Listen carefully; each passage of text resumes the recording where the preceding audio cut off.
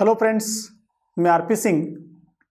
आज हम बात करेंगे शिक्षण प्रक्रिया के एक महत्वपूर्ण पार्ट के बारे में, जो है साथियों मूल्यांकन।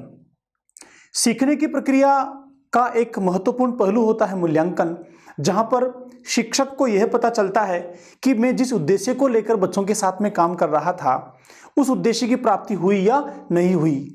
जो कंटेंट विषय वस्तु बच्चों को सिखाना चाहता था वो बच्चों ने सीखी या नहीं सीखी। साथियों, इसका पता सिर्फ मूल्यांकन से ही चलता है। मूल्यांकन क्या केवल बालकों के लिए होता है या फिर शिक्षकों के लिए भी होता है? तो साथियों, मूल्यांकन दोनों के लिए होता है। पहले मूल्यांकन शिक्षक के लिए होता है और फिर मूल्यांकन बालकों के लिए होता है। मैंने एकदम उल्टी बात बोली है। देखो कैसे।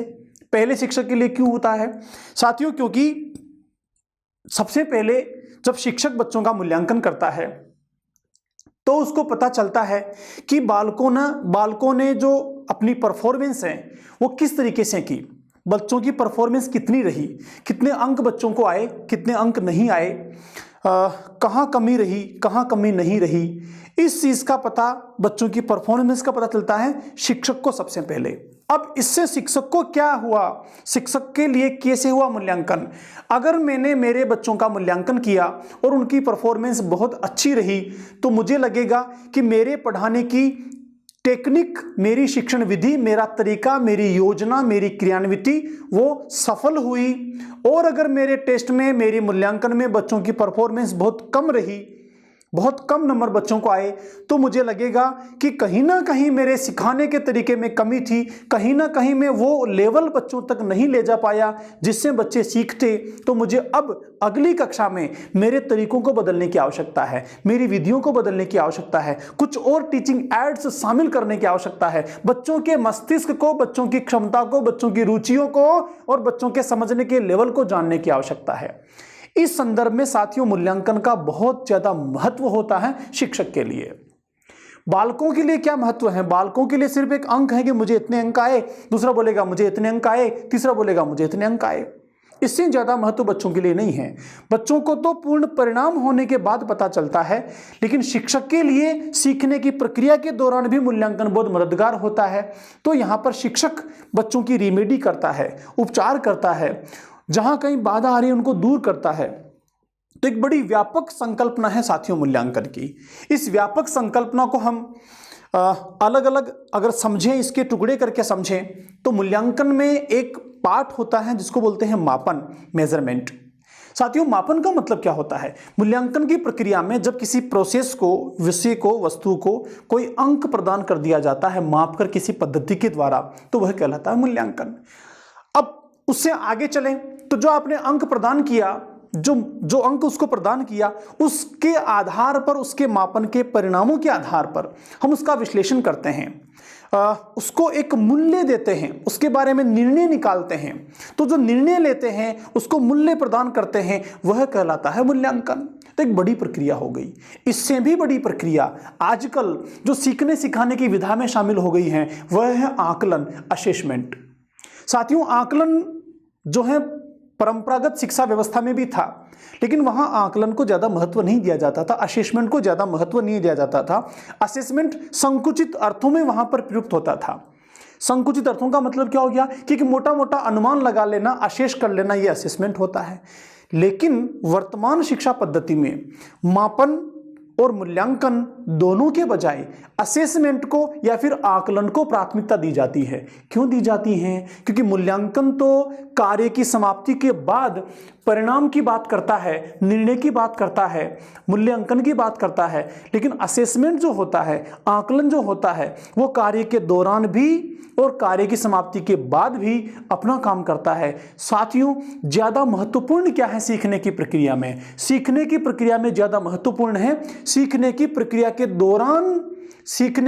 के दौरान जो बच्चों के सीखने के स्तर को जान रहे हैं वो ज्यादा इंपॉर्टेंट है। क्योंकि जब प्रक्रिया समाप्त हो गई, सेशन समाप्त हो गया, एक समय अवधि पूरी हो गई, अब उसके बाद आपने जांचा तो जहां कमी रह गई, जहां सुधार की आवश्यकता है, उसकी गुंजाइश खत्म हो गई, तो वो मूल्यांकन में होता है। लेकिन आकलन में क्या होता है? आकलन बीच में भी चलता रहता है, तो सुधार की गुंजाइश होती है, कुछ बेटरमेंट करने की गुंजाइश होती है। इसीलिए आजकल आकलन को, असेसमेंट को महत्व दिया जाता है साथियों। तो तीनों संकल्पनाओं को समझेंगे हम, मापन को समझेंगे, मूल्यांकन को समझेंगे और आकलन को भी समझेंगे। तीनों में तुलना करके भी देखेंगे, तीनों का कॉन्सेप्ट क्या है वो भी देखेंगे। तीनों को हम संगठनात्मक रूप से मूल्यांकन ही कहते हैं, जो शिक्षण प्रक्रिया का हिस्सा है। मूल्यांकन के बिना शिक्षण की प्रक्रिया पूरी नहीं होती, क्योंकि शिक्षक ने क्या किया, कितना किया, इसका पता तो मूल्यांकन से ही चल पाता है साथियों। तो चलते हैं, मूल्यांकन एक व्यापक कॉन्सेप्ट है। इसकी पहली अवधारणा मापन की ओर साथियों। हम मापन की बात करें, इंग्लिश में कहते हैं इसको मेजरमेंट। मेजरमेंट जो है वो किसी भी विषय को, वस्तु को, स्थिति को या बालक के द्वारा सीखे गए ज्ञान को अंक प्रदान कर देना, मात्रा प्रदान कर देना कहलाता है मापन, मेजरमेंट, जो विभिन्न टूल्स के द्वारा, उपकरणों के द्वारा या तकनीकों के द्वारा किया जाता है साथियों। देखिए, मापन से अभिप्राय मानसिक मापन से लिया जाता है, क्योंकि हम सीखने की प्रक्रिया की बात कर रहे हैं, शिक्षण की बात कर रहे हैं। तो शिक्षण किसका विषय वस्तु है? मानसिक विकास की विषय वस्तु है, मानसिक प्रक्रिया का विषय वस्तु है। इसलिए यहां मापन का आशय मानसिक प्रक्रिया से है। मैं कहूं कि साहब, ये जो पानी का गिलास है इसमें 200 ml पानी है, 50 ग्राम इसका वजन है, तो ये 50 ग्राम 200 ml ये मानसिक प्रक्रिया से नहीं है, लेकिन मापन तो है, मापन तो है। 200 ml मेजरमेंट हो गया और 100 ग्राम वेट जो है वो भी मेजरमेंट हो गया, मापन तो है, लेकिन ये भौतिक वस्तु का मापन है। तो हम यहां जहां भी मापन शब्द की बात करेंगे, मापन हमारा चर्चा का विषय होगा, वहां भौतिक मापन की बात कहीं भी नहीं होगी। किसकी बात होगी? मानसिक मापन की बात होगी। यह बिंदु कहना चाहता है। प्राय मापन मूल्यांकन का ही एक अंग माना जाता है, अतः मूल्यांकन के लिए मापन की आवश्यकता होती है। मैंने कहा पहले मापन होता है, फिर मूल्यांकन आगे चलता है। तो मूल्यांकन की ही एक संकल्पना है, मूल्यांकन का ही पार्ट होता है साथियों मापन। मापन नियमों के अनुसार वस्तु या घटनाओं को अंक प्रदान करना है। यह शब्द आपको ध्यान रखना है, अंक प्रदान करने को कहते हैं मापन। बस अंक प्रदान करने तक ही मापन है, उसके बाद मापन की प्रक्रिया समाप्त, और वो प्रक्रिया मूल्यांकन कहलाती है। फिर आगे चल के तकनीकी शब्दों के मापन के द्वारा किसी तथ्य के विभिन्न आयामों को प्रतीक प्रदान कर देना है। देखो, प्रतीक प्रदान कर देना का मतलब क्या हो गया? आप अंक दे रहे हैं, ग्रेड दे रहे हैं, चिन्ह दे रहे हैं, आप स्थान दे रहे हैं कि पहला स्थान, दूसरा स्थान, तीसरा स्थान, A grade, B grade, 15 number, 20 number, first division, second division, ये सब क्या है? ये प्रतीक हैं। किसके प्रतीक? बालकों ने कितना परफॉर्म किया, उनका परफॉर्मेंस क्या रहा, उसके आधार पर। अब एक डेफिनेशन है साथियों क्लासमेयर व गुडविन की। क्या कहते हैं क्लासमेयर और गुडविन मापन के बारे में? शैक्षणिक मापन विद्यार्थियों, अधिगम, शिक्षण प्रभावशीलता या किसी अन्य शैक्षिक पक्ष की मात्रा, विस्तार और कोटि के निर्धारण से संबंधित हैं। देखो, क्या शैक्षणिक मापन, किस मापन की बात कर रहे हैं? शैक्षणिक मापन, सीखने सिखाने की प्रक्रिया के मापन की बात हो रही है।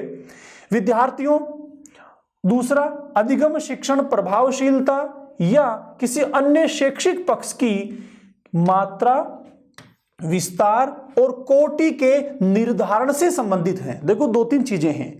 हम किसके संबंध में बात कर रहे हैं? हम बात कर रहे हैं विद्यार्थी के संदर्भ में, पहली चीज। दूसरी, अधिगम शिक्षण के संदर्भ में। अधिगम शिक्षण में क्या हो गया? शिक्षक भी शामिल हो गया कि मैंने जो शिक्षण करवाया ना, उससे कितना अधिगम हुआ। अगर पूरा अधिगम हुआ, अधिक मात्रा में हुआ, तो शिक्षण प्रभावशील, अगर नहीं हुआ तो शिक्षण प्रभावशील नहीं हुआ। इसलिए शिक्षण अधिगम प्रभावशीलता का मतलब हो गया विद्यार्थी के साथ शिक्षक की बात भी हो रही है साथियों। यहां पर शिक्षक की बात भी हो रही है, शिक्षण प्रक्रिया की बात भी हो रही है, दोनों पहलू हो गए। आगे क्या? या किसी अन्य शैक्षिक पक्ष। शैक्षिक पक्ष, अन्य शैक्षिक पक्ष का मतलब हो गया, हो सकता है पाठ्यक्रम की बात हो रही हो सकता है किसी अन्य शैक्षिक पक्ष की बात हो रही हो।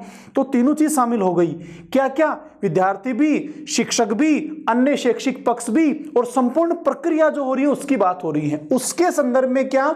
उसकी मात्रा। मात्रा का मतलब जो सिखाया गया वो कितनी मात्रा में सीखा बालक ने, कितनी मात्रा रह गई और कितनी सीख ली। विस्तार, कहां तक उसके बुद्धि का विस्तार हुआ, कहां तक उसके अनुभवों का विस्तार हुआ, कहां तक उसके कौशलों का विस्तार हुआ। और कोटि के निर्धारण, कोटि का मतलब होता है लेवल। मैं कहूं कि साहब ये पहला लेवल पूरा हो गया, कैसे ज्ञानी तक बच्चे ने सीख लिया, मुझे मात्राएं सिखानी है, अब मुझे शब्द सिखाने, अब मुझे वाक्य सिखाने हैं। तो ये होता है लेवल, कोटि यानी लेवल होता है, श्रेणी भी कहते हैं इसको। इसका निर्धारण होता है, इससे संबंधित प्रक्रिया को कहा जाता है साथियों मापन। कौन कहते हैं ऐसा? Class mayor. तो 3 बातें हो गई। मापन शिक्षकों के लिए भी हैं, शिक्षार्थियों के लिए भी हैं, अन्य शैक्षिक प्रक्रियाओं के लिए भी हैं, अन्य शैक्षिक क्षेत्रों के लिए भी हैं, जिसमें सीखे गए ज्ञान या फिर प्राप्त कौशलों की मात्रा विस्तार को हम कोई ना कोई अंक देते हैं या श्रेणी या कोटि का निर्धारण करते हैं साथियों। ऐसी प्रक्रिया कहलाती है मापन। एक और डेफिनेशन है गिलफोर्ड की। देखो क्या कहते हैं गिलफोर्ड साहब, मापन वस्तुओं एवं घटनाओं को व अवधारणाओं को तर्कपूर्ण ढंग प्रदान करने की एक प्रक्रिया है। तर्कपूर्ण का मतलब हो गया वहां पर लॉजिक है, बिना किसी लॉजिक के हम उसको कोई ढंग में, अंक में या फिर कोटि में निर्धारित नहीं कर सकते हैं।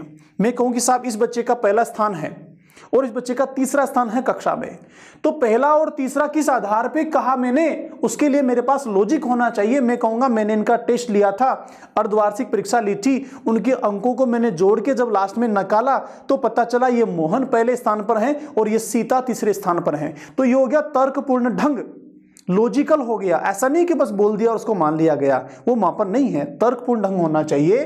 किस किस को? वस्तुओं को हो सकता है, घटनाओं को हो सकता है या अवधारणाओं को हो सकता है। वस्तुएं, घटनाएं और अवधारणा, देखो तीनों के साथ ये बात लागू होती है मापन की। वस्तुओं का मतलब क्या हो गया, यहां भौतिक की बात हो रही है, कितना किलो, कितना सेंटीमीटर, कितना मिलीमीटर, कितनी दूरी, ये सब मापन हो गया। घटनाएं कि उस घटना के बारे में कितना बच्चा जानता है, कितनी उसमें समझ है, वो घटना सही थी कि गलत थी, उचित थी कि अनुचित थी, उन सबको लेकर। और अवधारणाएं, जो बच्चे के मस्तिष्क में संरचनाएं बनती है ना सीखने सिखाने संबंधी, वो अवधारणाएं, उन सबको तर्कपूर्ण ढंग प्रदान करने की प्रक्रिया कहलाती है भाई मापन। थांडाई क्या कहते हैं, जिस वस्तु का भी अस्तित्व है उसका किसी न किसी मात्रा में अस्तित्व होता है और जो कुछ भी किसी मात्रा में उपस्थित है उसे मापन कहा जाता है। जब मात्रा की बात होती है तो मात्रा बिना मापन हम तय कर ही नहीं सकते। जहां मात्रा शब्द आ गया वहां मापन स्वतः ही आ गया, क्योंकि बिना मापन के मात्रा कैसे, कितनी, क्या, हो ही नहीं सकती ना। तो मात्रा है। अब किसी भी चीज का अस्तित्व है तो अस्तित्व है या नहीं है, पहली तो यह बात अगर है तो फिर कितना है, कितनी मात्रा में है, तो ये सब किससे निर्धारित होता है, मापन से निर्धारित होता है। आप व्यवहार में सोच के देख लो, चाहे सीखने सिखाने की प्रक्रिया में सोच के देख लो, तो हर जगह ये जो आपके थॉर्नडाई की डेफिनेशन है ये लागू होती है साथियों।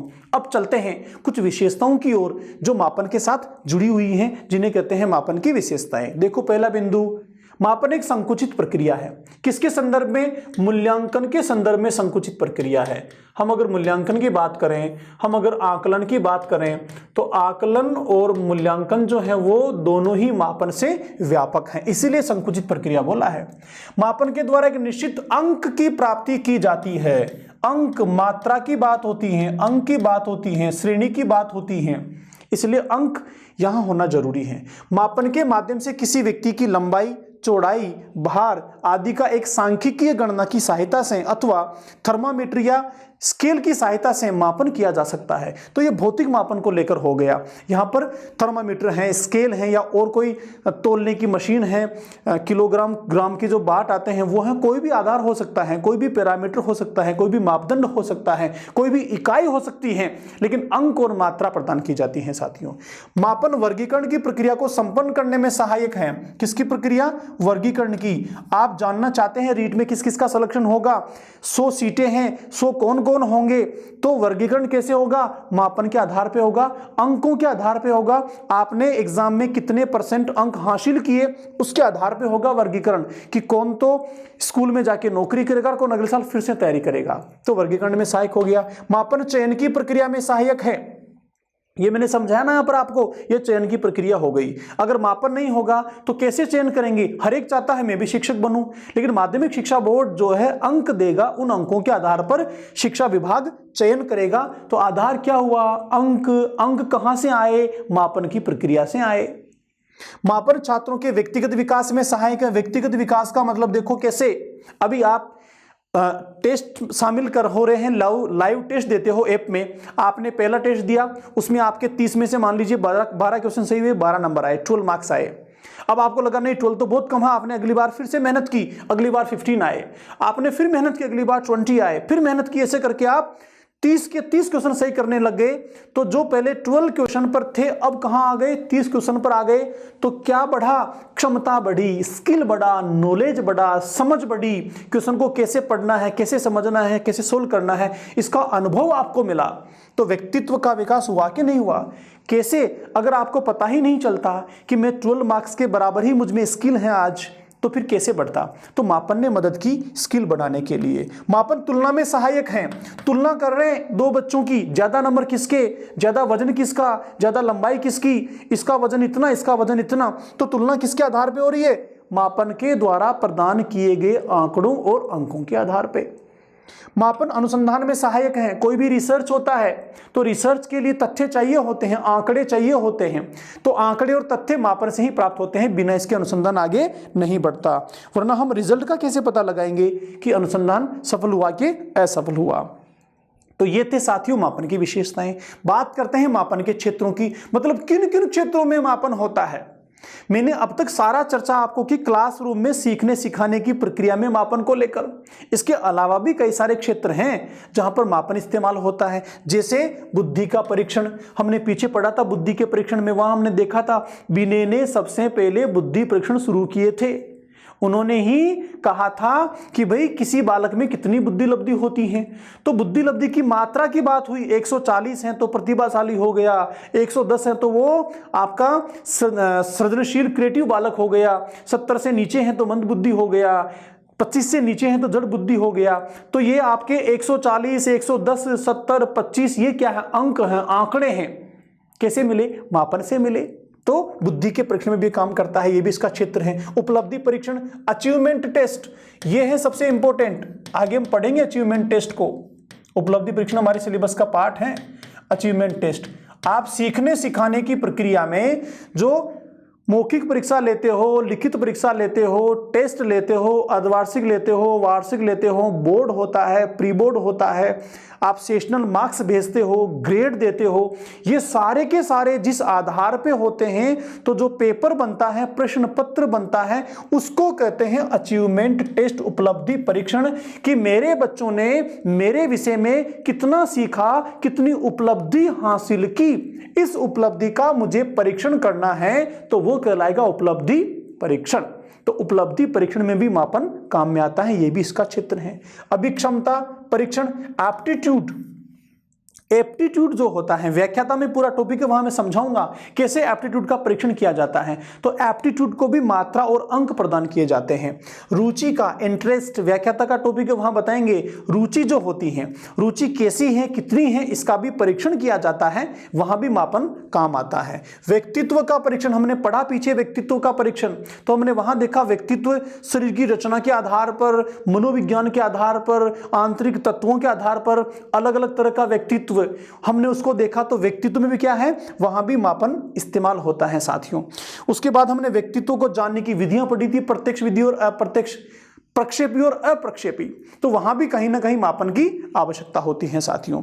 अब आगे बात करते हैं मापन के तत्वों के बारे में। एलिमेंट ऑफ मेजरमेंट, मतलब मापन में क्या क्या चीजें शामिल होती हैं। तो जब हम मापन करेंगे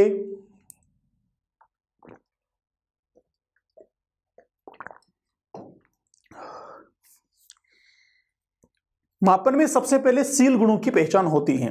देखो शील गुण का मतलब ट्रेट्स, कौन से ट्रेट्स? कि जो बच्चे ने क्वेश्चन लिखा है या जो आप बच्चों का मूल्यांकन कर रहे हो, मापन कर रहे हो, उसमें क्या क्या चीजें हैं, क्या क्या कंटेंट है, क्या क्या विषय वस्तु है, या उसने जो उत्तर लिखा उसकी सामग्री क्या है, वो हो गए शील गुण। संक्रिया विन्यासों को निश्चित करना कि जो उसने लिखा है आंसर या फिर जो आपको बताया है उसमें सारी प्रक्रिया पूरी होती है कि नहीं होती है, जो प्रक्रिया के स्टेप्स हैं वो स्टेप्स या पद या चरण सही तरीके से हैं या नहीं हैं। फिर अंक प्रदान करना, और ये होने के बाद आप उसको अंक देते हैं। एक एग्जांपल से आप समझिए, आपने मैथमेटिक्स में बच्चे से आयतन निकलवाया किसी एक चतुर्भुज का, चतुर्भुज का रेक्टेंगल का पेरीमीटर आपने ज्ञात करने का क्वेश्चन दिया। अब बच्चे ने क्वेश्चन को पढ़ा और उसका आंसर सोल्व किया कॉपी के अंदर। अब देखो वहां पर क्या है, आप जब कॉपी चेक कर रहे हैं तो सबसे पहले क्या देखेंगे, शील गुणों की पहचान। शील गुणों का मतलब हो गया कि जो अंक उसने लंबाई चौड़ाई ऊंचाई की बात कर रहा है ना, ये वही है मेजरमेंट जो प्रश्न में दिया हुआ है या दूसरा है, तो वही अंक है या नहीं है, वही मेजरमेंट है या नहीं है, सही किए करने का तरीका है या नहीं है, ये हो गया शील गुण। अब उसके बाद देखेंगे कि सबसे पहले क्या बच्चे ने सूत्र लिखा है, सूत्र लिखने के बाद जो माप दिया हुआ है उसको सूत्र में फिट किया है, फिर जो कैलकुलेशन की है वो सही है कि नहीं है, तो ये हो गया संक्रिया विन्यास। आप देखेंगे कि बिल्कुल सिस्टमेटिक लिखा है बच्चे ने, पहले फॉर्मूला लिखा है, फिर उसको सोल्व किया है, फिर लास्ट में आंसर लिखा है, बिल्कुल सही है। मतलब सारी की सारी जो संक्रियाएं हैं उनके विन्यास सही हैं। तो फिर आप क्या करेंगे, उसको अंक दे देंगे कि हाँ बिल्कुल सूत्र भी लिखा है, सही कैलकुलेशन भी है, आंसर भी सही आ रहा है, और जो आंकड़े तथ्य सूचना प्रश्न में दी थी उन्हीं को लेकर बच्चे ने कैलकुलेशन की है, तो फिर उसको हम अंक दे देते हैं। अगर यहां कहीं गड़बड़ी होती है तो अंक जो है वो कम हो जाते हैं। तो ये एलिमेंट्स हैं मापन करने के।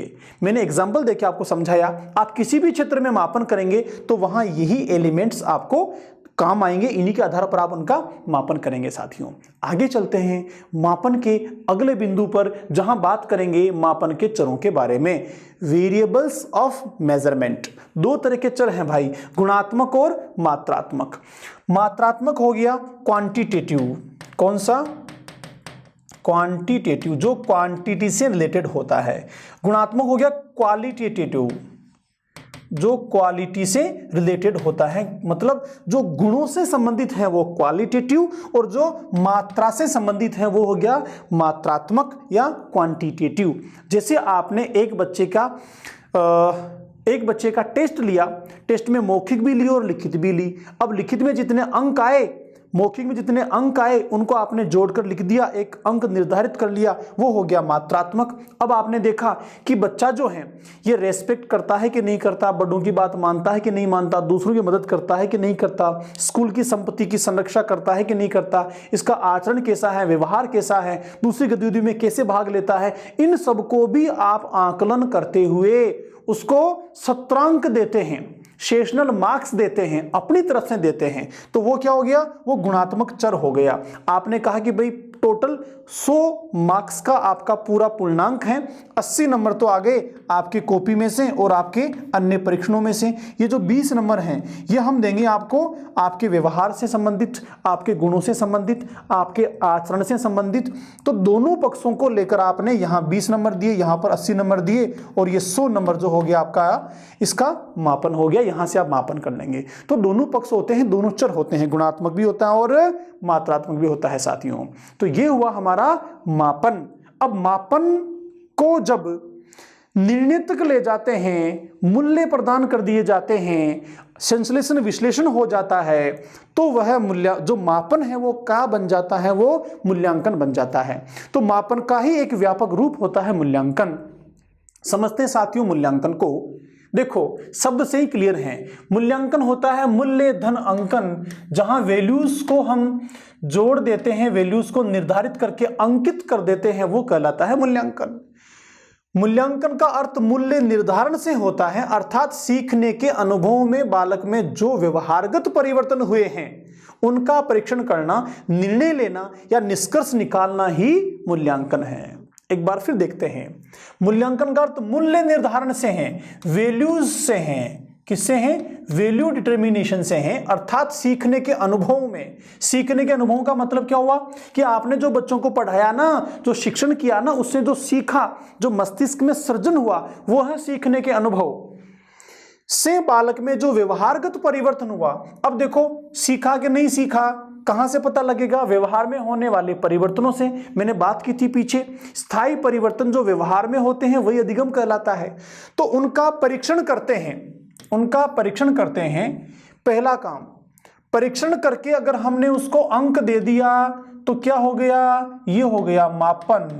ठीक है, अंक प्रदान करने के बाद अब उसके बाद निर्णय लेना, क्या निर्णय लेना कि जो अंक आए हैं वो कम है कि ज्यादा है, किसके ज्यादा है किसके कम है, कितने परसेंटेज है क्या है। फिर उसका निष्कर्ष निकालना कि फेल करना है कि पास करना है, या फिर पहला स्थान है कि दूसरा स्थान है, क्या करना है, निष्कर्ष निकालना।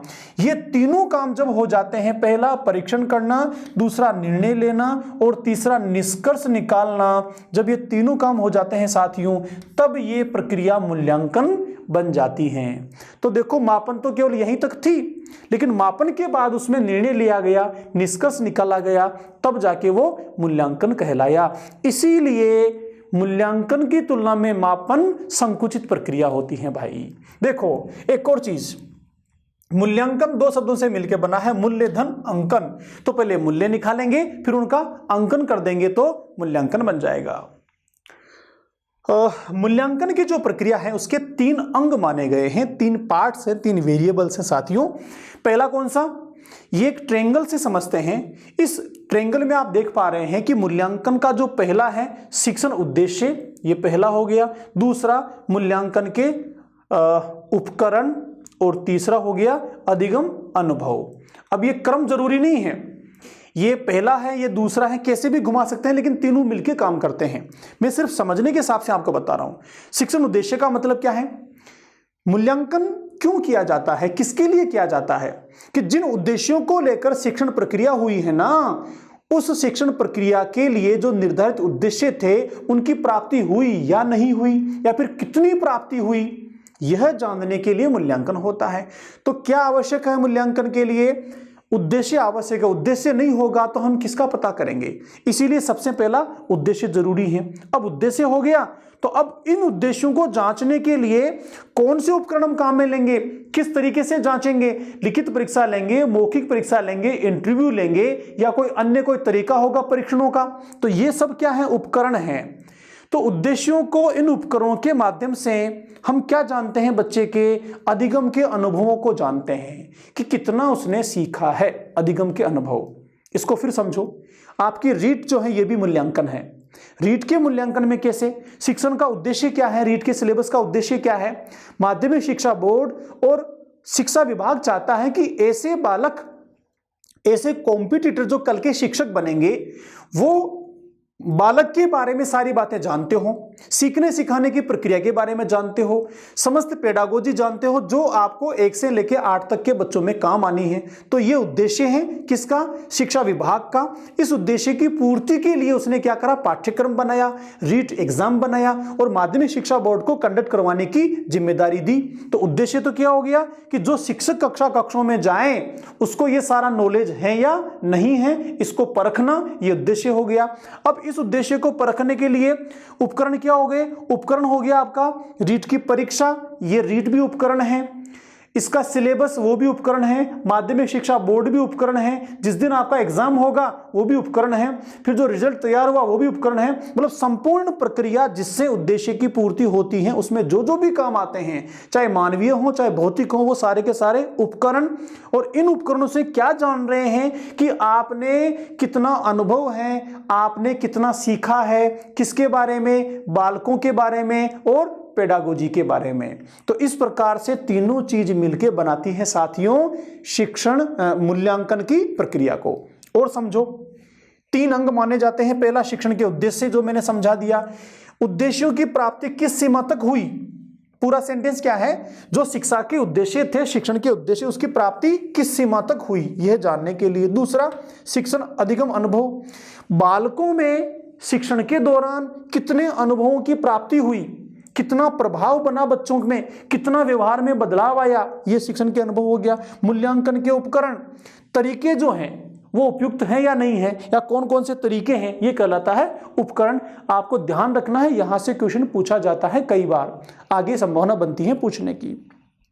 थोड़ा और आगे चलते हैं, कुछ डेफिनेशन की बात करते हैं जो मूल्यांकन के लिए कुछ व्यक्तियों ने दी है साथियों। पहली परिभाषा है आपके कोठारी आयोग की। कोठारी कमीशन क्या कहता है, मूल्यांकन एक क्रमिक प्रक्रिया है जो संपूर्ण शिक्षा प्रणाली का एक अंग है, जो शिक्षा के उद्देश्य से घनिष्ठ रूप से संबंधित है। पहली चीज शिक्षा के उद्देश्य, इससे घनिष्ठ रूप से संबंधित है। दूसरी चीज क्रमिक प्रक्रिया है, मतलब अचानक नहीं होती हैं, लगातार चलती रहती हैं। एक शैक्षिक क्षेत्र में जब आप SIQ में जाओगे तो रचनात्मक आकलन होते हैं, योगात्मक आकलन होते हैं, लगातार मूल्यांकन चलता रहता है। तो क्रमिक प्रक्रिया है, क्रम से लगातार चलती रहती है। जो संपूर्ण शिक्षा प्रणाली का मतलब हो गया आपका पूरा करिकुलम, जिसमें शैक्षिक और सह शैक्षिक सारी गतिविधियां आती हैं, इस संपूर्ण शिक्षक प्रणाली का एक अंग है। मतलब शिक्षा प्रणाली मूल्यांकन के बिना अधूरी है, उसका एक पार्ट है जो उद्देश्यों से जुड़ा हुआ है और क्रमिक रूप से बच्चों के साथ में काम करता है। कोठारी कमीशन ऐसा कहता है मूल्यांकन के बारे में। ब्लूम साहब क्या कहते हैं? बेंजामिन ब्लूम, पीछे पढ़ा था हमने, शिकागो यूनिवर्सिटी के, जिन्होंने ब्लूम टैक्सोनॉमी दी थी। वो कहते हैं मूल्यांकन के बारे में, मूल्यांकन योग्यता नियंत्रण की व्यवस्था है जिसमें शिक्षण एवं अधिगम प्रक्रिया की प्रभावशीलता को जांचा जाता है। देखो, योग्यता नियंत्रण की व्यवस्था, योग्यता नियंत्रण का मतलब है मूल्यांकन से पता चलता है कहां तक बच्चे ने योग्यता हासिल की, तो मुझे क्या और इसमें डालना है, क्या और बच्चे में सीखना है, कितने कौशल और बढ़ाने हैं। तो नियंत्रण हुई कि नहीं हुई, अगर मूल्यांकन नहीं करूंगा तो मुझे कैसे पता चलेगा कि मेरे बच्चे को क्या आया और क्या नहीं आया, कितना सीखा और कितना नहीं सीखा। जिससे शिक्षण एवं अधिगम प्रक्रिया की प्रभावशीलता की जांच होती है।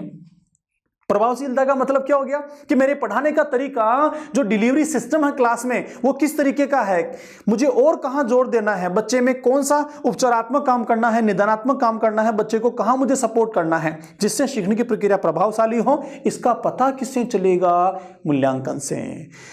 डांडेकर साहब क्या कहते हैं? शैक्षिक उद्देश्यों को बालक द्वारा किस सीमा तक प्राप्त किया गया है, यह जानने की व्यवस्थित प्रक्रिया को मूल्यांकन की संज्ञा दी जाती है। देखो, फिर भी बात किसकी हो रही है? शैक्षिक उद्देश्यों की बात हो रही है।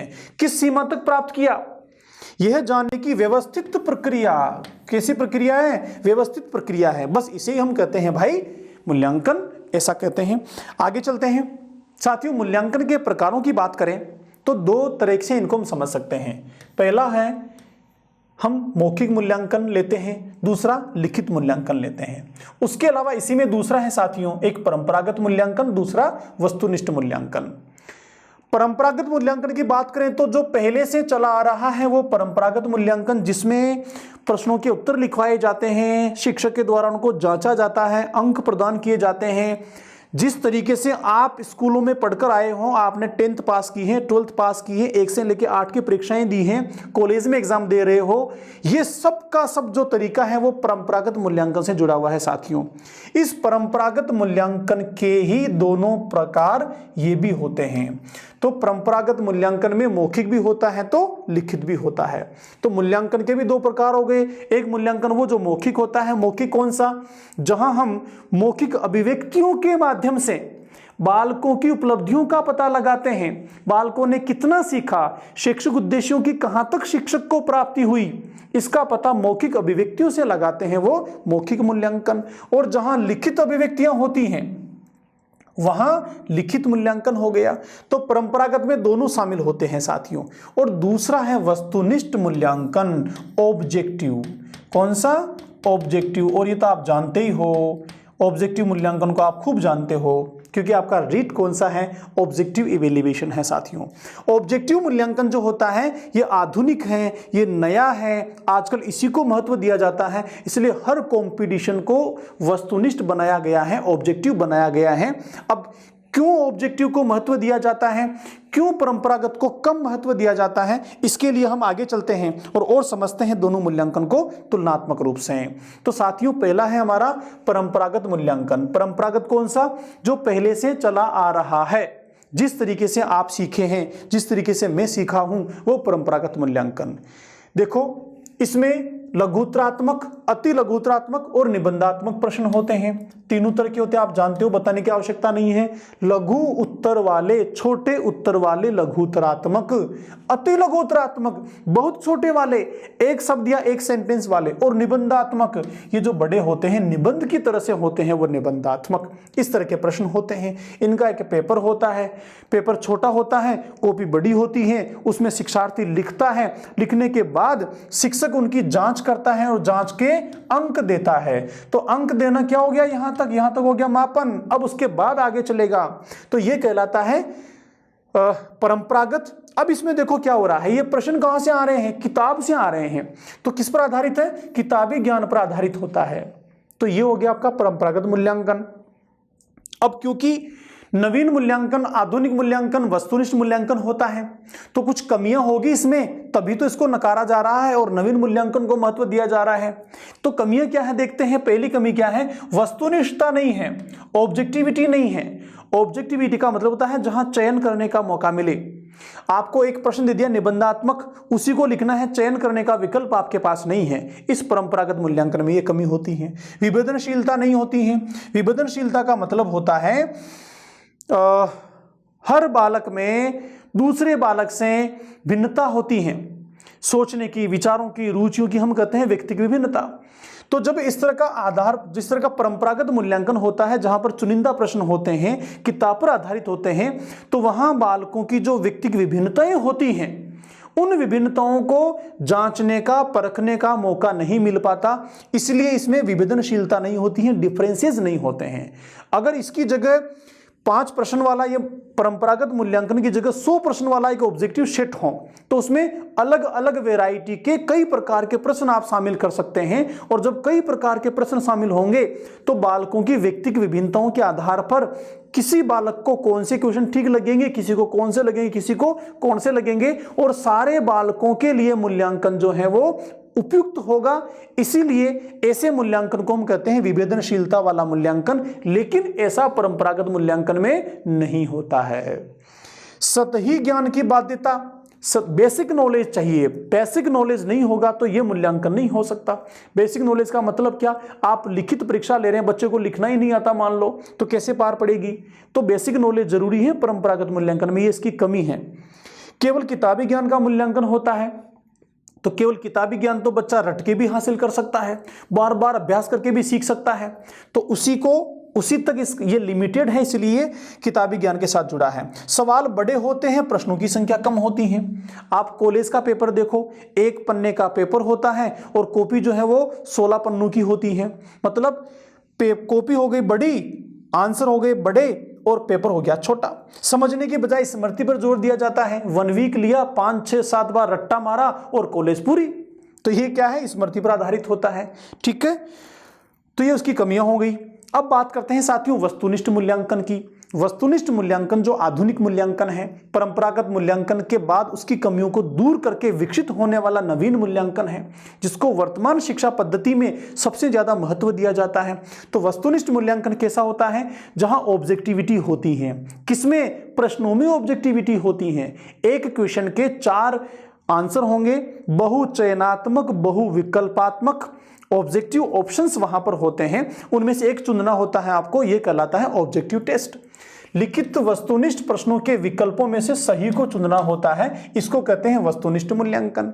अब क्यों इसको महत्व दिया है, क्या गुण है इसमें साथियों। पहला गुण है ये वैध होता है, वैलिड होता है, प्रामाणिकता होती है, इसमें वस्तुनिष्ठता होती है, विश्वसनीयता होती है, विभेदनशीलता होती है, समझने पर जोर दिया जाता है, मूल्यांकन व्यापक होता है, बहुत सारे प्रश्न शामिल कर सकते हैं, क्योंकि ये छोटे छोटे आंसर देने होते हैं, सारी हाँ या ना, खाली आपको ऑप्शन चुनना है, इसलिए बहुत बड़ा पेपर हो सकता है। पक्षपात नहीं होता, चाहे किसी बच्चे की ओमार सीट में चेक करूं और मेरा अपना ही बच्चा हो, मेरा ही भाई हो, तो पक्षपात में नहीं कर सकता, क्योंकि वहां पर कोई चांस ही नहीं बनता है। इसकी बजाय मान लीजिए लिखित को भी मेरे पास आती हैं, तो मैं मेरे अपने बच्चे को, मेरे भाई को, मेरे दोस्त को ज्यादा नंबर दे दूंगा, लेकिन दूसरे को कम दे दूंगा। कोई मुझे चैलेंज नहीं कर सकता, क्योंकि वो मेरा अपना विवेक है, मेरा अपना अधिकार क्षेत्र है। लेकिन यहां पर ऑब्जेक्टिव में ऐसा नहीं होता है, कितनी भी बार चेक करो वही अंक आते हैं, इसलिए पक्षपात की बात नहीं होती है। और समय कम लगता है किसमें, जांचने में, फटाफट चेक हो जाती है, स्कैन की और मार्कशीट कंप्लीट।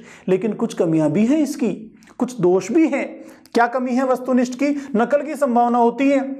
आए दिन अखबार पढ़ते रहते हो आप, पेपर आउट हो गया, ये हो गया, वो हो गया, ये पकड़ा, वो पकड़ा, एक डिवाइस लगा लिया कान में, बाहर से बोल रहा है, लिख रहा है सीधा, वो मार्कशीट काली कर रहा है, तो नकल की संभावना होती है। दूसरा, कल्पना या तुक्केबाजी होती है। तो लास्ट में जो प्रश्न आपको नहीं आते हैं, रीट में क्या करते हो आप, छोड़ते नहीं ना, क्योंकि नेगेटिविटी है ही नहीं, माइनस मार्किंग नहीं होती ना, तो फिर जो जितने आए वो तो कर दिए, जो बच्चे वो क्या करेंगे, अकड़ बकड़ बम्बे बो, ये डी सही हो गया। तो तुक्केबाजी की चांस होती है भाई। निर्माण में अधिक समय लगता है क्योंकि ज्यादा क्वेश्चन है ना, इसलिए बनाने में समय लगता है। लेखन कौशल की जांच नहीं होती, आप सिर्फ ओमार में गोले काले कर रहे हो तो लिखने में आपकी हैंडराइटिंग कैसी है, आपको व्याकरण का ज्ञान है या नहीं है, लिखने की आपकी समझ है कि नहीं है, अभिव्यक्तियां किस तरीके की हैं आपकी, उसकी भी जांच इसमें नहीं हो पाती है। भाषाई अशुद्धियां, स्पेलिंग मिस्टेक्स और भाषाई कमजोरियों का पता इसमें नहीं चल पाता क्योंकि लिखित अभिव्यक्तियां नहीं होती हैं, सिर्फ चुनकर उसको अंकित करना होता है। तो ये कुछ कमियां भी हैं वस्तुनिष्ठ मूल्यांकन की। अब साथियों बहुत महत्वपूर्ण मुद्दे पर बात करते हैं जहां से हमेशा क्वेश्चन पूछा जाता है, जो है मूल्यांकन की विशेषताएं। कोई भी आदर्श मूल्यांकन, कोई भी श्रेष्ठ मूल्यांकन कैसा होना चाहिए? आदर्श मूल्यांकन, श्रेष्ठ मूल्यांकन, अच्छा मूल्यांकन, बढ़िया मूल्यांकन वो होगा जिसमें ये सारी विशेषताएं होंगी। तो समझते हैं कैसे। देखो, पहला वैधता होनी चाहिए। हम वैधता कब कहेंगे? जैसे मान लीजिए आपके रीट का पेपर हुआ और सारे के सारे क्वेश्चन सिलेबस में से ही आए तो वो वैलिड हैं, वो वैध हैं। अगर उसमें बाहर के क्वेश्चन आ गए, हम कहेंगे वैधता नहीं थी पेपर में, तो ये होता है वैधता, प्रमाणिकता। दूसरा है वस्तुनिष्ठता, जहां चयन करने का मौका मिले, 4 में से 1 का आंसर लिखना हो, यह होता है वस्तुनिष्ठता, ऑब्जेक्टिविटी। तो मूल्यांकन जो है वो वस्तुनिष्ठता लिए होना चाहिए।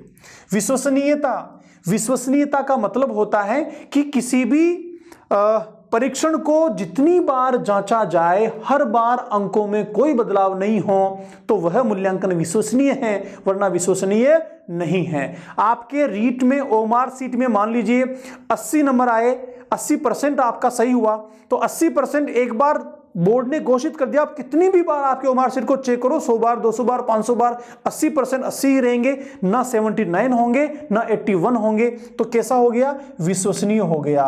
जब परीक्षण को बार बार किया जाए या एक से अधिक बार लिया जाए तो भी जब परिणामों में बदलाव नहीं आता तो वह कहलाता है विश्वसनीय मूल्यांकन। विवेदनशीलता का मतलब होता है सभी तरह के बालकों से संबंधित प्रश्न होने चाहिए, यह कहलाता है विवेदनशीलता। एक ही तरह के पैटर्न के प्रश्न नहीं होने चाहिए, यह कहलाता है विवेदनशीलता। तो जहां बहुत सारे प्रश्न हैं तो हर बालक को कुछ प्रश्न बहुत अच्छे लगेंगे, हर बालक की रुचि के हिसाब से कुछ क्वेश्चन सूट करेंगे, तो बालक में व्यक्तिगत विभिन्नताओं के आधार पर बहुत सारे प्रश्न होने के कारण विवेदनशीलता होती है। तो कोई भी मूल्यांकन जिसमें विवेदनशीलता है वह श्रेष्ठ मूल्यांकन है। व्यवहारिकता, व्यवहारिकता का मतलब होता है ऐसा मूल्यांकन हो जिसका व्यवहार में भी कोई फायदा हो। दैनिक जीवन में जो व्यवहारिक गतिविधियां हैं, बालक की जो कुशलताएं हैं, वो उसके व्यवहार में भी काम आनी चाहिए, केवल थ्योरेटिकल ही नहीं हो। केवल थ्योरेटिकल हो तो बच्चा रट के भी अंक हासिल कर लेगा, लेकिन व्यवहार में, उसके व्यवहार में बदलाव नहीं आएगा, क्योंकि अधिगम का वास्तविक मायना यह है कि बालक के व्यवहार में स्थायी परिवर्तन आने चाहिए। स्थायी परिवर्तन कब आएंगे? जब मूल्यांकन व्यवहारिक होगा, क्योंकि उस मूल्यांकन के आधार पर ही बच्चा पढ़ाई करता है। तो मूल्यांकन कैसा हो? व्यवहारिक हो, मानकीकृत, स्टैंडर्ड हो। स्टैंडर्ड का मतलब एक लेवल हो उसका, बहुत हल्का भी नहीं हो तो बहुत ऊंचा भी नहीं हो, सिलेबस में से हो, सारे नियमों के अनुसार हो, तो वो कहलाता है स्टैंडर्ड। नेक्स्ट है व्यापकता। व्यापकता का मतलब होता है बहुत सारी वैरायटी होनी चाहिए, बहुत सारी वैरायटी, ऐसा नहीं कि 3-4 क्वेश्चन ही हो, वो कहलाता है व्यापकता। पूरे सिलेबस को कवर किया होना चाहिए, सारा सिलेबस व्यापक रूप से प्रश्नों में हो, यह होता है व्यापकता। बालक के विकास के सभी आयामों से जुड़े हुए क्वेश्चन हो, यह कहलाता है व्यापकता। उद्देश्यनिष्ठ, जो पाठ्यक्रम है, जो सिलेबस है, उसी में से क्वेश्चन होने चाहिए। जो उद्देश्य है, मूल उद्देश्य शिक्षण प्रक्रिया का, उससे जुड़े हुए क्वेश्चन होने चाहिए, तो उद्देश्यनिष्ठ होगा, वरना उद्देश्यनिष्ठ नहीं होगा। तारतम्यता, रिलेशन होना चाहिए क्वेश्चन में और उसके ऑब्जेक्टिव्स में, सारे क्वेश्चन में रिलेशन होना चाहिए, तारतम्यता होनी चाहिए। ऐसा नहीं हो कि क्वेश्चन कुछ और बोल रहा है और ऑब्जेक्टिव कहीं मैच ही नहीं कर रहे हैं, तारतम्यता ही नहीं है, तो वो मूल्यांकन भी श्रेष्ठ मूल्यांकन नहीं होता है भाई। मितव्ययता का मतलब होता है मूल्यांकन की प्रक्रिया ऐसी हो जो सरल हो, आसान हो और कम खर्चे में हो जाए। पता लगे मूल्यांकन करने के लिए एक बोर्ड बैठेगा, कुछ उपकरण आएंगे, और जैसे कई बार देते हैं ना आप, ऑनलाइन एग्जाम होता है ऑनलाइन। अब ऑनलाइन एग्जाम में क्या चाहिए? कंप्यूटर का सेट चाहिए, नेट की कनेक्टिविटी चाहिए, एक लेबोरेटरी चाहिए जहां पर कंप्यूटर लगे हुए हो, लैब होनी चाहिए। तो ये मूल्यांकन कैसा हो गया? मितव्ययी है क्या? नहीं, बहुत महंगा है। ऑनलाइन कंप्यूटर पे एग्जाम देना मितव्ययी नहीं होता है, तो ये मितव्ययी नहीं हुआ। लेकिन आपको एक पेपर दे दिया, ओमार शीट दे दी, आपको भरवा लिया उसमें से, तो कैसा हो गया? मितव्ययी हो गया। तो मूल्यांकन और मूल्यांकन की प्रक्रिया संपूर्ण जो है वो कम खर्चे वाली होनी चाहिए ताकि ज्यादा पैसा नहीं लगे। पक्षपात रहित होना चाहिए, सबसे इंपॉर्टेंट, पक्षपात रहित होना चाहिए। अगर पक्षपात उसमें हो जाता है, किसके द्वारा पक्षपात? जांचने वाले के द्वारा पक्षपात, अंक प्रदान करने वाले के द्वारा पक्षपात, अगर ऐसा है तो वो श्रेष्ठ मूल्यांकन नहीं है। श्रेष्ठ मूल्यांकन वो है जिसमें पक्षपात की संभावना नहीं हो और कम समय लगना चाहिए। किसमें? उसको हल करने में कम समय लगे, जांचने में कम समय लगे, ऐसा मूल्यांकन होना चाहिए, तो वो श्रेष्ठ मूल्यांकन है साथियों। ये सारे बिंदु बहुत ध्यान से आपको समझने हैं, यहां से अक्सर क्वेश्चन पूछे जाते हैं साथियों। आगे चलें, हमने जाना मापन को, फिर मूल्यांकन को, दोनों के कॉन्सेप्ट्स को समझा। अब दोनों में तुलना कर लेते हैं ताकि हमारे दोनों कॉन्सेप्ट बहुत अच्छे तरीके से क्लियर हो जाएं। कहीं भी तुलनात्मक क्वेश्चन हो, साथ में संकल्पना पूछी जाए तो हम सही तरीके से आंसर कर दें। देखो साथियों, एक टेबल मैंने यहां ड्रॉ की है। इस तरफ हम बात करेंगे मापन की और इसके सामने बात करेंगे मूल्यांकन की। हर एक बिंदु कनेक्टेड है, एक बिंदु मापन की विशेषता बताता है, दूसरे मूल्यांकन की विशेषता बताता है। जैसे पहला बिंदु है, पहला बिंदु क्या कहता है कि मापन संकुचित होता है। क्यों है संकुचित? क्योंकि ये केवल अंक प्रदान करने तक ही, आगे ये नहीं चलता, इसलिए संकुचित हो गया। इसके साथ जो आपका मूल्यांकन है वो कैसा है? व्यापक है। अंक प्रदान करने के बाद ये निर्णय लेता है, निष्कर्ष निकालता है और उसके बाद ये मूल्य भी निर्धारित करता है, इसलिए व्यापक हो गया। दूसरा बिंदु क्या है? कुछ आयामों से ही संबंधित होता है। कौन? मापन कुछ आयाम से जुड़ा होता है, लेकिन मूल्यांकन संपूर्ण व्यक्तित्व से संबंध रखता है, एक ही आयाम की बात नहीं करता है। मापन जो है वो साधन है। किसका साधन है? किसी भी उपलब्धि को जांचने का साधन है। उस टूल से, साधन से सिर्फ अंक प्रदान किए जाते हैं, लेकिन मूल्यांकन क्या है? ये साध्य हैं, ये लक्ष्य हैं, ये गोल हैं। तो इस साधन से इस साध्य तक पहुंचा जाता है। तो मूल्यांकन करने में ये मापन जो है साधन के रूप में भूमिका निभाता है साथियों। व्यक्तिगत पक्ष की जानकारी होती है केवल किसमें? मापन में। तो फिर मूल्यांकन में क्या हो जाएगा? सभी पक्षों की जानकारी हो जाएगी और सभी पक्षों की जानकारी के आधार पर हम तुलना भी कर पाएंगे बालकों में। मूल्यांकन, मापन जो है वो मूल्यांकन से पहले होता है, तो फिर मूल्यांकन क्या हो जाएगा? मापन के बाद में होता है। बहुत सिंपल सी बात है। मापन जो है उसमें अंक प्रदान किए जाते हैं केवल, लेकिन मूल्यांकन में क्या होता है? अंक प्रदान करने के बाद भी उसमें निष्कर्ष निकाले जाते हैं। क्या निकालते हैं? निष्कर्ष निकाले जाते हैं, निर्णय किया जाता है और मूल्य प्रदान किए जाते हैं। तो व्यापक प्रक्रिया हो गई। सार्थक भविष्यवाणी संभव नहीं है केवल मापन के आधार पर। देखो कैसे, मुझे एक फोन आता है मेरे स्टूडेंट का कि सर मुझे 150 में से 120 क्वेश्चन आए हैं रीट में, क्या मेरा चयन हो जाएगा? तो मैं भविष्यवाणी कर सकता हूं क्या? नहीं, केवल अंकों के आधार पर भविष्यवाणी नहीं कर सकता। लेकिन मैं क्या करता हूं कि बेटा वेट करो, मैं कल आपको देखकर बताऊंगा। मैंने पता किया, मेरे दोस्तों को पूछा पूरे राजस्थान में कई जगह फोन करके कि भाई ये जनरल कैटेगरी का बॉय स्टूडेंट हैं और इसको 150 में से 120 मार्क्स आ रहे हैं, आपके यहाँ क्या स्थिति है? फिर मैंने पता लगाया कि भाई पूरे राजस्थान में जहां जहां मैंने बात की थी, मोटा मोटा अनुमान लगा लिया कि कहीं भी 115 से ज्यादा किसी के क्वेश्चन हो ही नहीं रहे हैं और सीटें हैं 20,000 31,000 मान लो। अब मैं कहूंगा कि भाई मोस्ट प्रोबेबली तेरा सिलेक्शन हो जाएगा। तो यहां तो भविष्यवाणी संभव नहीं थी केवल अंकों के आधार पर, लेकिन मैंने अंकों के आधार पर कुछ निष्कर्ष निकाला, विश्लेषण किया, निर्णय किया और फिर कहा कि हां संभावना है तेरे सिलेक्शन होने की। तो यह कहता है सार्थक भविष्यवाणी संभव है मूल्यांकन से। नेक्स्ट है संख्यात्मक व्याख्या संभव है। केवल अंक प्रदान कर रहा है तो संख्यात्मक व्याख्या होगी, लेकिन इसके साथ हम क्या करते हैं? संख्यात्मक व्याख्या के साथ वर्णनात्मक व्याख्या भी संभव है मूल्यांकन में। मापन क्या होता है? सामयिक जांच होता है, पीरियोडिकल टेस्ट होता है, थोड़े थोड़े समय में लिए जाते हैं। लेकिन मूल्यांकन क्या है? ये व्यापक है, लगातार अनवरत चलने वाली प्रक्रिया है। मापन क्या है? मापन पाठ्यक्रम पर आधारित होता है और ये मूल्यांकन जो है उद्देश्यों पर आधारित होता है क्योंकि व्यापक होता है। मापन जो है ये प्राचीन अवधारणा है, लेकिन मूल्यांकन नवीन और आधुनिक अवधारणा है। मापन साक्ष्यों को एकत्रित करता है, जबकि मूल्यांकन साक्ष्यों को एकत्रित होने के बाद उनका निष्कर्ष निकालता है, निर्णय लेता है, परिणाम तैयार करता है, इसलिए ये ज्यादा व्यापक होता है साथियों। तो इन कुछ बिंदुओं के आधार पर हमने मापन और मूल्यांकन की संकल्पना को समझने की कोशिश की। अब हम बात करते हैं इसी के तीसरे और अंतिम पहलू की, जो कहलाता है आकलन, असेसमेंट। साथियों, सामान्य भाषा में आकलन का मतलब होता है कि मोटा मोटा अनुमान लगा लेना, लेकिन यहां पर सीखने की प्रक्रिया में, शिक्षण प्रक्रिया में आकलन को व्यापक दृष्टिकोण से देखा जाता है। व्यापकता का मतलब क्या हो गया?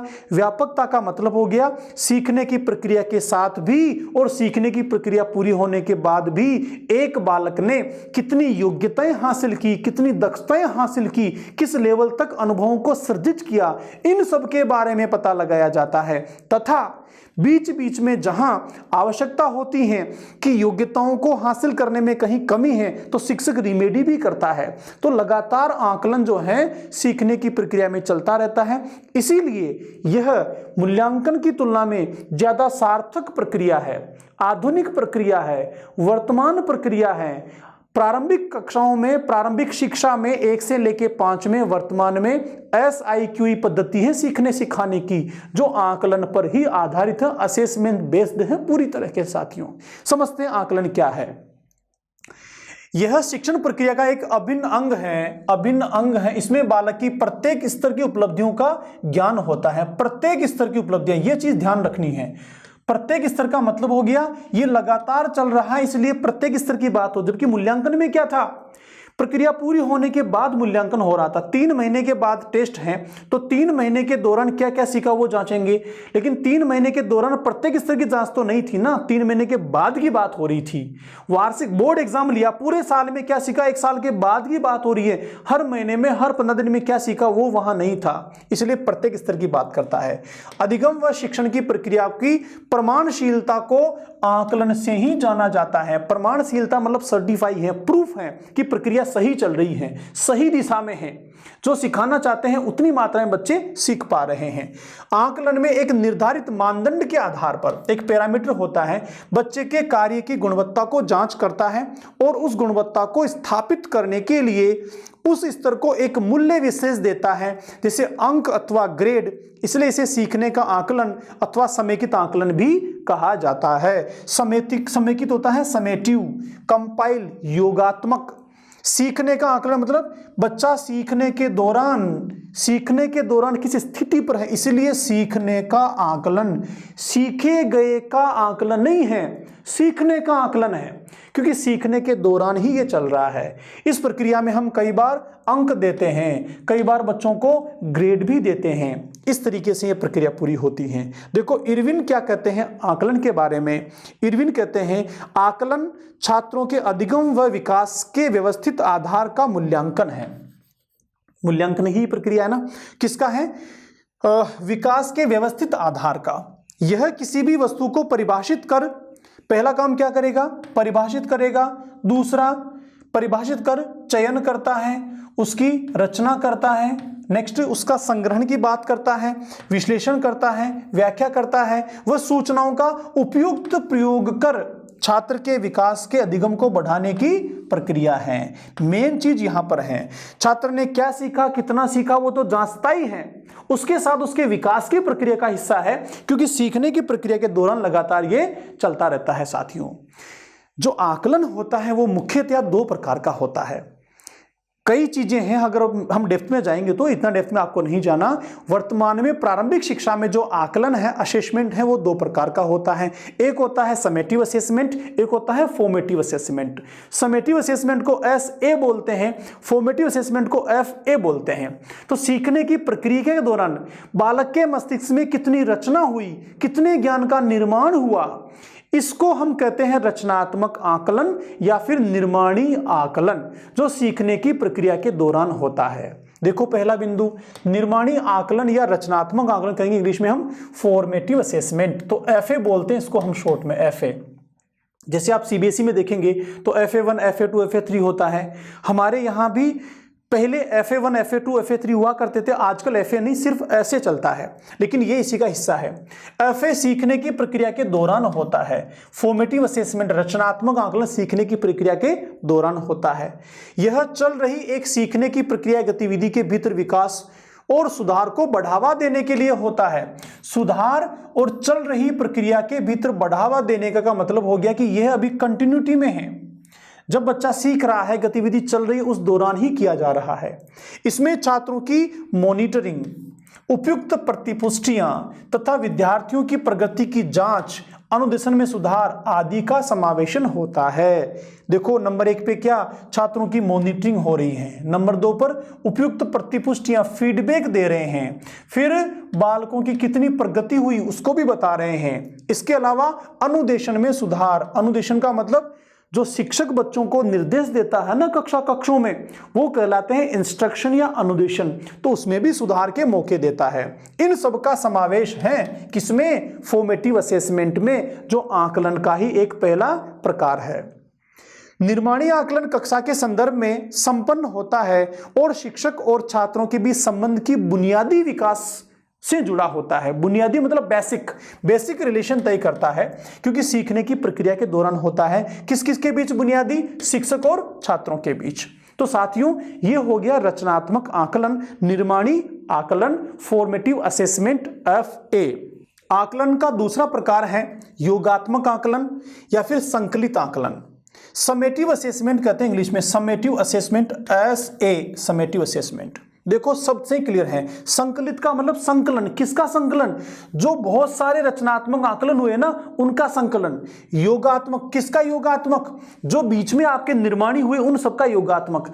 तो कई सारे FA रचनात्मक आकलन के बाद में ऐसे होता है, योगात्मक आकलन होता है, मतलब सत्र के अंत में या एक निश्चित अवधि के पश्चात, उस पूरी अवधि के दौरान बालक ने कौन कौन सी कुशलताएं हासिल की, कितने कितने अनुभव प्राप्त किए, किस किस क्षेत्र में उपलब्धियां हासिल की, उन सबको संगठित रूप से, योगात्मक रूप से, संकलित रूप से जांचने के लिए, परखने के लिए जिस उपकरण का इस्तेमाल किया जाता है, आकलन का वह उपकरण कहलाता है योगात्मक आकलन या फिर संकलित आकलन कहलाता है। साथियों देखो पहला बिंदु क्या है, शैक्षिक सत्र के अंत में छात्रों की उपलब्धियों, कब की बात हो रही है, शैक्षिक सत्र के अंत में, मतलब एक निश्चित अवधि के पश्चात की बात हो रही है, और यह सीखने के दौरान की बात करता है। तो क्या छात्रों की उपलब्धियों, योग्यताओं का मापन आदि के आधार पर उन्हें श्रेणीबद्ध करता है, ग्रेडिंग देता है, A grade, B grade, C grade, इस तरीके से। योगात्मक आकलन में वस्तु के परिणामों का मूल्यांकन किया जाता है, किसका, परिणामों का मूल्यांकन होता है। लेकिन रचनात्मक में परिणामों का मूल्यांकन नहीं होता है, वहां तो परिणाम आए उसके आधार पर गुणवत्ता को और बढ़ाया जाता है, जहां कमी है उसको दूर किया जाता है। योगात्मक आकलन अधिक औपचारिक होता है। अधिक औपचारिक क्यों होता है, क्योंकि यहां पर ग्रेड देनी होती है, यहां पर परिणाम निर्धारित करने होते हैं, यह सत्र के अंत में होता है, जो बालकों की योग्यता उपलब्धियों को एक निर्धारित अंक प्रदान करता है, इसलिए ज्यादा औपचारिक है।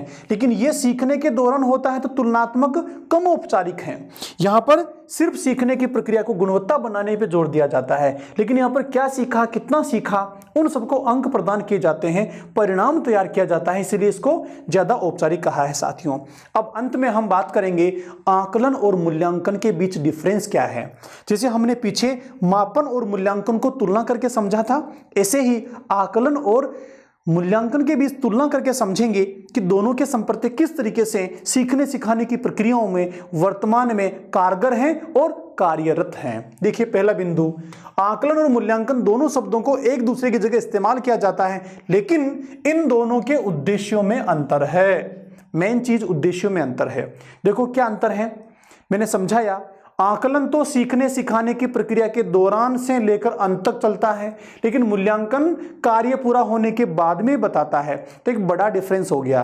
देखो आकलन का उद्देश्य सीखने के दौरान की उपलब्धियों की गुणात्मकता को जांचने के लिए होता है। सीखने के दौरान, ये ध्यान रखना है, सीखने के दौरान की उपलब्धियों को की गुणात्मकता को जांचना होता है। लेकिन मूल्यांकन का केंद्र बिंदु सीखने सिखाने की निश्चित अवधि के पश्चात, कब? एक अवधि के पश्चात वास्तविक उपलब्धियों को और स्तरों को जांचता है। ठीक है, ये वास्तविकता को बात करता है क्योंकि अवधि की बाद की बात है। आकलन प्रक्रिया आधारित है, क्या है? प्रोसेस बेस्ड है, जबकि मूल्यांकन उत्पाद आधारित है। मूल्यांकन में हम परिणाम देते हैं, निष्कर्ष निकालते हैं, ठीक है, इसलिए उत्पाद है, क्या रिजल्ट रहा, कितना सीखा, ठीक है, जबकि आपका जो आकलन है वो प्रक्रिया के साथ में चलता है। आकलन सीखने की प्रक्रिया के दौरान तथा समाप्ति के पश्चात तक लगातार चलता रहता है, जबकि मूल्यांकन प्रक्रिया की समाप्ति पर ही किया जाता है, जो परिणाम और उत्पाद पर आधारित होता है। आकलन में सुधार की गुंजाइश होती है। सबसे बड़ा मेन जो डिफरेंट है साथियों, क्यों अभी वर्तमान शिक्षा पद्धति में मूल्यांकन की बजाय आकलन को रखा है? क्योंकि मूल्यांकन तो सत्र पूरा होने के बाद, काम पूरा होने के बाद निष्कर्ष और परिणाम देता है। अब एक बच्चा चाहे तो भी कुछ नहीं कर सकता। 10th का बोर्ड का रिजल्ट आ गया, अब बच्चा चाहे ये मैं कर सकता था, लेकिन अब उसके हाथ में नहीं है, जीवन भर दोबारा उसको मौका नहीं मिलता है। 10th का बोर्ड एक बार ही होता है साथियों। लेकिन आकलन क्या होता है? आकलन में जो है अपनी कमियों को दूर करने के पूरे मौके होते हैं, इसीलिए हम यहाँ पर मूल्यांकन की बजाय आकलन को ज़्यादा महत्व देते हैं वर्तमान सीखने सिखाने की प्रक्रियाओं में। सबसे बड़ा और मेन डिफरेंस है साथियों ये। तो बस अब हम इसी के साथ आज के सेशन को यहीं बाइंड अप करेंगे साथियों। आज हमने संपूर्ण मूल्यांकन की प्रक्रिया के एक अंग मापन के बारे में समझा, मूल्यांकन के बारे में समझा और आकलन के बारे में समझा। आई होप ये सेशन आपको बहुत अच्छा लगा होगा। मिलते हैं अगले सेशन में, तब तक के लिए नमस्कार।